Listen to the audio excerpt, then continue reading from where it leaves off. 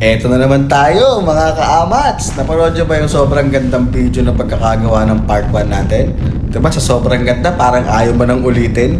At sa sobrang ganda parang ayaw mo na rin panoorin yung kasunod. Pero sa ayaw at sa gusto mo, ilalabas ko tong part 2 ng biyahe ng mga amats. Andito na kami sa kahabaan ng Nueva Ecija, Nueva Vizcaya at Cabanatuan. Inabot na kami ng tirik ng araw, kaya parang nararamdaman ko na parang kumukulo na yung tiyan ko. At bukod sa kumukulo yung tiyan ko, sumasakit na rin yung weret ko. Bukod sa weret ko, yung pala yung isang kasama natin may nararamdaman na rin kakaiba. Hindi ko lang alam kung sumasakit na rin yung weret niya. Hindi nga magiging masaya at kompleto ang isang biyahe, sabi nila, kung wala daw nasisiraan sa mga tropa. Kaya ito, kinuha na namin yung pagkakataon na to para kumain habang nagpapaayos at nagpapapalit ng gulong.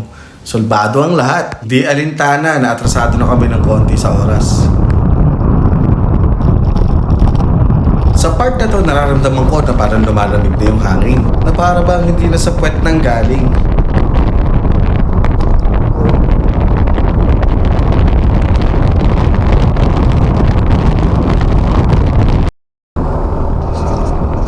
At eto na, konting kembot na lang at narating din namin ang arko ng Banawe. Syempre, ano ba bang gagawin nila kundi magpa-picture sa idol nila?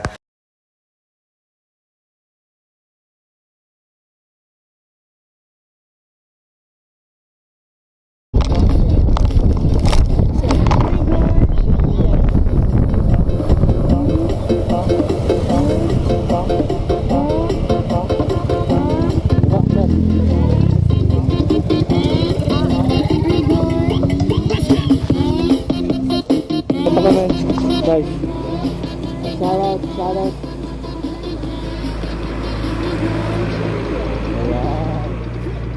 Ito yung mga views natin. Puro baja to. Mga views Kami sa natin. California ngayon. Yun. Kami yung mga Ating team steer. Ayan, si Boy Gulong. Si Boy Palet. At ito makikita.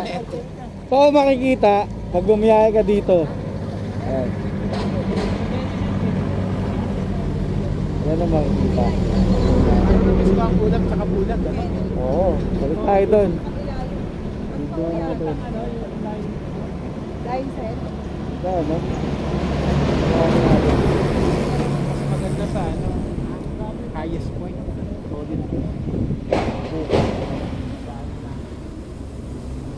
Andihin so tayo. So, mamaya na lang ulit.